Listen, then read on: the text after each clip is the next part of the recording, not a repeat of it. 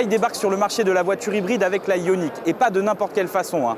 3 versions sont proposées, une version full hybride, hybride rechargeable et totalement électrique. L'objectif est clair, venir concurrencer la Prius, seul acteur du marché à l'heure actuelle. Alors on va essayer de faire simple sans vous abreuver de chiffres. La version full hybride développe une puissance cumulée de 140 chevaux, elle associe un moteur thermique à un moteur électrique. La version hybride rechargeable, elle, propose sensiblement la même puissance, sauf qu'elle bénéficiera d'une autonomie full électrique de 50 km.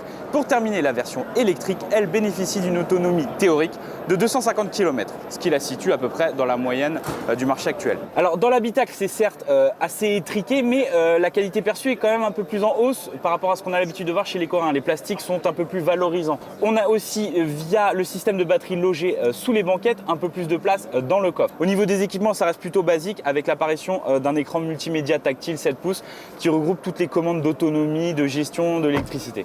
Cette nouvelle Ioniq sera proposée sur le marché français dès la rentrée. Les tarifs ne sont pour le moment pas connus, mais on peut d'ores et déjà tabler sur une moyenne de 30-35 000 euros. Personnellement, je trouve ça ambitieux et plutôt bien de la part du constructeur de proposer 3 versions.